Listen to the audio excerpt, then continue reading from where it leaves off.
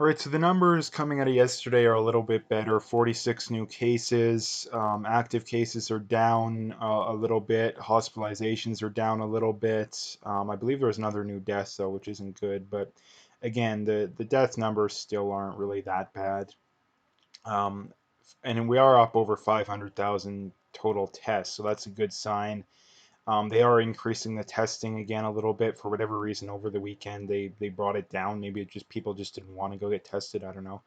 Um, but nonetheless, the numbers are a little bit better. I mean, the big news out of yesterday is the Misericordia in Edmonton's right full, and people are completely freaking out and all this stuff. And again, it's one hospital. I mean, you look at in Edmonton, we have 29 people in the hospital total. That's not a number we need to be super worried about. So that's just something I wanted to point out for starters here. Um, but again, you look at the other provinces, the numbers in Ontario have been down over the last couple days. I seen there, for them, there was a point in time within the last couple weeks or so where it was, yeah, if we can be under 200 cases, it's really good. And now they're consistently having under 150 cases. So the numbers out of the rest of Canada are pretty good. I mean, you look at, again, I always mention Saskatchewan, Manitoba. Again, they're not as populous as some of the bigger provinces, but again, they're more populous than some of the other ones. But nonetheless, there hasn't been a massive scare or outbreak anywhere in Canada, really. I mean, you look at the numbers in Toronto, they're even down by a lot. You know, Toronto, obviously the biggest city in Canada, and even their numbers are as good as they've been since March. I seen, as of this morning, I seen someone talking about it. So nothing to be worried about in Canada. I really don't understand. I mean, I understand people's paranoia, but I don't understand how they can constantly, ignore evidence that goes contrary to their beliefs, I guess. But again, the big talk, even out of Canada, is the numbers out of the States. Again, they had another really high day yesterday. It looks like it actually might have been the highest day they've ever had as far as cases go. But again, as I've been pointing out this whole time, the deaths are still down by quite a bit. Now, they did have a pretty high day yesterday. They almost hit 1,000, but today they're back under, sort yesterday they were back under 9,000, or sorry, not 9,000, that would be bad, but under 900.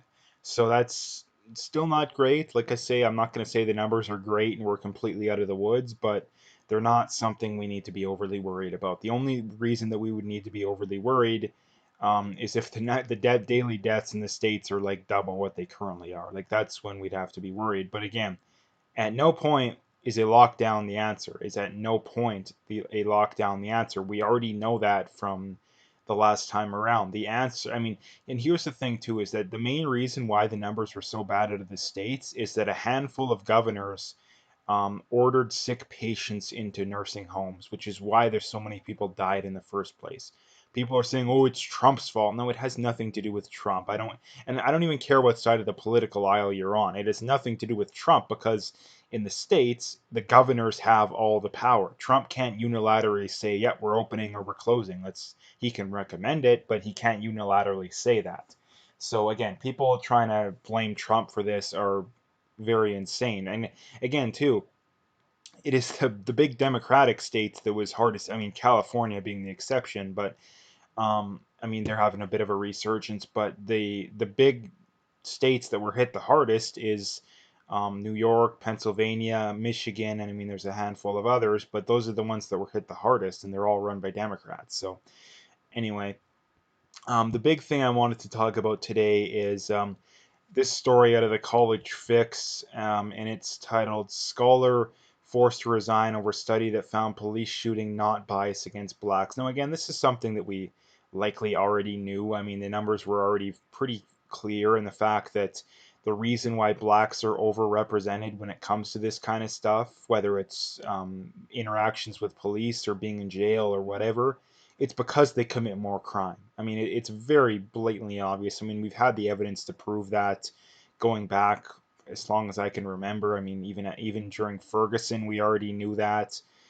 People ignored the evidence then and there, and this is the reason why I keep bringing this up. Like I say, is that the solution that Black Lives Matter is coming up with, or the solutions, aren't going to make the problem any better. If anything, it's going to make it worse. And what's going to happen when the problem doesn't get any better, they're going to turn around and blame it on racism, and we're going to start the process all over again, where white cops and white people in general are going to be killed and dehumanized for no good reason. And things are going to get worse until we can just admit the reality that the reality isn't the racism. The reality is blacks just commit more crime. It's not complicated. I don't understand why people need to confuse this so much. And I mean, the reason why is that if you're in the group, you don't want to admit you're wrong, because that's like the worst thing in the world nowadays for people is, oh, we can't admit we're wrong about anything. And the people that understand that it's BS but are afraid to speak up, which I think is probably the majority of the population, um, they're just afraid of being called racist. Like most of the people who I've talked to in person, I mean, I don't hardly know anybody who's very vocal, like when we're talking with family or friends about this kind of stuff. But pretty much everyone I talk to, you can tell, or I mean, even when you talk to them like individually, they'll admit that yeah, they know it's all BS. But again, that may just be me, but I do think that there's a very large percent of the population, probably a slight majority, that realize that this is largely garbage. That there's no such thing as this systemic racism. Like, yeah, and again, too. Here's the way that you'll know that they're being honest or not, is that they would be perfectly fine with studies into this kind of stuff. The problem is that what they do is they'll be like, oh yeah, blacks are X percent of the population, and they're X percent of people in jail, which is a higher number, therefore racism. No, that doesn't prove anything. That literally doesn't prove anything. That's like saying men are 95% of the prison population, therefore sexism. Like that's literally the same thing. But everybody knows that men commit more crime, which is why they're in jail more. That's like saying, oh, car insurance companies charge young men more than they charge young women, therefore sexism. No, that's everybody knows that young men are just more likely to get tickets and get in accidents. So again, like the people that think um, that there is systemic racism in society nowadays, which there is racism to some degree. I've always acknowledged that. The argument I've always made is that it's on such a small scale that it's largely not an issue. Like people will point to this case or that case, and the problem is that when people point to, well, what are some examples of racist policing and racist this and racist that? Well, most of the things they point to are um, just flat out lies. I mean, they point to Bubba Wallace and Jussie Smollett and Ferguson and all these ones that are either outright hoaxes or just flat out lies. Like the fact that hands up, don't shoot exists. I mean, the autopsy definitively proved that to be wrong. Even the Brown family's own medical examiner found it to be wrong. So again, the fact that we still have to go over this is just beyond insane. So yeah, and this is the thing too, that whenever people try and lecture me or anyone who disagrees with them about, oh, science, you're a science denier when you talk about climate change. Again, you're denying science, right? The people that think that you're denying science by questioning climate change are the same people that question oodles and tons of science. This being Exhibit A. Um, yeah, I mean the stuff, that the fact that you can't just flat out throw a dress on and that automatically makes you a different sex, like that kind of stuff. Um, the fact, I mean, the IQ science they deny. I mean, there's tons of science that largely the left denies. It seems like the only science that they stand on is the science that is probably the most questionable, that in being climate science. The IQ science and the science proving that there's no systemic racism against blacks is pretty much been set in stone for well over a decade now, and there's nothing that even has came close to debunking it. And again, the reason why is that the thing that they come up with to debunk it is, oh, like I said, blacks are, whatever, 15% of the population, and they're 25% of the prison population, therefore racism. Like I say, that doesn't prove anything. The only way that you can prove something is, I mean, for starters, it doesn't matter what percentage of the population the blacks are. They could be 1%, they could be 99%. It doesn't change a thing. What you would need to prove the point that they're trying to make is, okay, blacks commit 20% of crimes and are 30% of the prison population. That would be an example of proving racism. The problem is that they never do that, and the reason they don't is because it would disprove their entire argument. The reality is that if anything, the numbers that I've seen show that blacks are actually underrepresented in prison because they commit about half of violent crimes, but yet they're less than half. Actually, I think they commit a little bit more. But nonetheless, if you look at violent crimes and people in jail for violent crimes, blacks are actually a little underrepresented. So, but again, that's the data I've seen. But the other thing, like I said, is that if they actually had evidence to back up their points, they would actually bring it up. They wouldn't make the equivalent of a men are 95% of the prison population, therefore sexism argument. They wouldn't make that argument because the only way that you could prove sexism is if you can prove um, men are more likely to be in jail for the same crime, which is true, but nonetheless, that would be the way that you would prove it, obviously. So, anyway, it's terrible that stuff like this is happening because it just goes to show just how far our society has sunk. That people who speak stuff that's undeniably a fact are forced to resign. Like it's so insane. It's not even funny. This is from Jurgen Ampf on Twitter. He says, ever notice the same people who are pro-choice are only pro-choice when in one thing? For the rest, they are top-down dictators who'll tell you what to do and what to eat, what to drive, how to live, and how to think. And heaven help you if you don't wear a mask. Again, it really goes to show again just how terrible they are. That the only thing they're pro-choice about is whether or not you can kill your baby.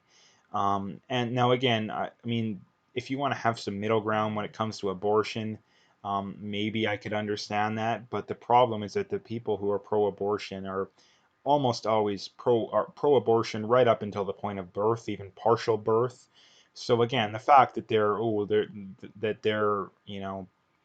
understanding or um, that how the left always claims, oh, we're moderates, and I'm like, you're not moderates. Your policy position on the one thing is literally all or nothing. Like, come on, like it's insane. I think it would be, I mean, I still would probably disagree with it, but it would be fair as a society to be like, hey, you know, at the very least, we should be banning late term abortions. Like, if you're 6, 7, 8 months pregnant and you don't know or you're still haven't decided, like, come on, like, you're insane. So, anyway, like, that's the thing. And the main thing I wanted to point out, though, isn't to go on a tangent about abortion.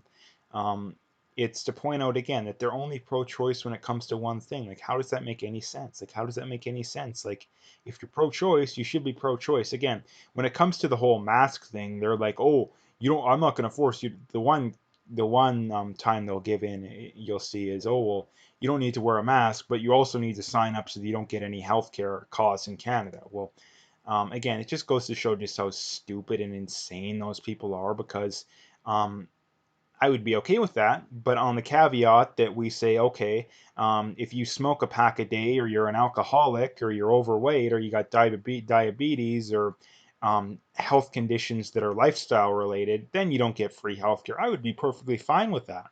But they don't. They only want it when it disagrees with their ideology. And the reason that they want people who don't wear a mask to not get healthcare coverage.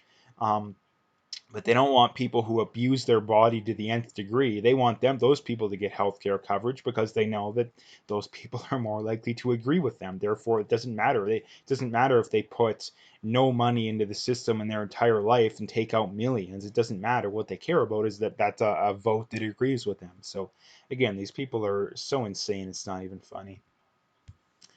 This is from Scott Adams, and he links to a study here saying more evidence on vitamin D deficiency and the death rates from the virus. Now, again, this has been something we've known about for a while now. It's been rumored. YouTube has been censoring people who point this kind of stuff out. But again, this is literally a medical study about it saying physicians at the Complete Medical Center in Dallas, Texas, have conducted um, a study showing the prevalence of severe vitamin D deficiency is strongly, and again, the article's cut off, but you could always go read it if you want, but I would assume it says strongly correlated with dying from the virus. So, yeah, if you're deficient in vitamin D, which again, most people are, I've even seen studies that show that the majority of people who live in Southern California, which is one of the sunniest areas on Earth, I think, are vitamin D deficient. So again, if you live in Canada, it's pretty much a guarantee. So it's something that you should be supplementing, and you should be getting outside in the sun as much as you can without getting sunburned. But again, that's just my opinion. That's what I do. Do whatever you want to do, but nonetheless, like I say, that's just what I do. And the last thing I wanted to talk about here is from Cambry on Twitter, and she says again, I've seen a lot of stories about this, so I wanted to bring it up. Um, she says, my parents' friends went to get tested for the virus. They waited in line for 2 hours and then decided to leave without getting tested. However, later they got a phone call saying they tested positive. They are lying about the virus numbers in Texas. Quite disgusting. Now, again, is there any way of verifying this? No. But the one thing I do know is the government completely overreacted, and even the right wing governments too. Like people say, "Oh, you're always biased." Well, no, the Kenney government did in Alberta. The Ford government overreacted even more, but that's partly due to the fact that they have a larger population. In the states, it wasn't the same too. Like the states that were the ones that were quickest to reopen were pretty much all the Republican ones. So the states was definitely a little better when it came to that. But the government doesn't want to. I think the main reason here is that the government doesn't want to look stupid. I mean, they already do, but they don't want to look as stupid as they potentially could, because the government went all in on this being the doomsday virus, and if we don't shut things down, then millions of people are going to die in the States, and 100,000 are going to die in Canada, or whatever the prediction was. I mean, the exact prediction was 2 million in the States, I believe. But nonetheless, yeah, like they don't want to look stupid, so they have to, I think, flub the numbers. I mean, we already know they're flubbing the death, and this is the thing too, is that um, it's the Occam's razor paradox here, then that the simplest solution usually is the right one, and the fact that we already know the government is lying about the numbers. We have funeral directors on record, on video, saying that they were told to mark people as dying from the virus who didn't die of the virus. We also know that people who die with the virus, but likely from other causes, also are included on those numbers. And the other thing too is that um, if people test positive more than once, then they are also included, even though they're only one person. So there's many ways that the government has of making the numbers look worse than they are. And I think it's clearly obvious that throughout this entire process, the government has wanted to make it appear worse and overreact to this. And there's no reason for them to change now. Like, why would they want to change now? Because if they change now, um, more and more people would wake up to the fact that they've had their last 3.5 months completely robbed from them for no apparent reason, or at least for not nearly the reason that they were told. So that's one of the main reasons why I tend to believe that there's some shady stuff going on. And again, for the simple reason that we have lots of evidence of shady stuff going on in the past. Now, again, if the government had been perfectly honest with us about this entire time, they'd made good recommendations this entire time, I would say, yeah, I wouldn't believe this. The problem is that they've been lying this entire. I mean, either they've been lying or they're grossly incompetent. I mean, it has to be one of the two. It has to be one of the two because, like I've said this whole time, someone like me who has no medical expertise, or professional expertise, would have done a better job handling this whole situation than the people who literally are running it, who are supposed to be experts. And it's not that I'm an expert to any degree. I just have my head on straight. Like, but anyway, again, that's why I kind of tend to believe that there's some shady stuff going on. The other reason too is that I think they want to have mail-in voting in the states. They desperately want to have mail-in voting because then it makes it easier for the Democrats to cheat. And if they can continue to keep the cases higher, that will make their argument stronger for mail-in voting. So, anyway, that's kind of what I wanted to talk about today. If you'd like to, make sure to hit that like and subscribe. Check out my PayPal and email. Got linked in the description. Again, I appreciate any donations, but at the very least, just hit that like and subscribe if you haven't already. And last couple things, check me out on Parlay, Twitter, and BitChute. Very important you follow me on those other platforms, so check me out there.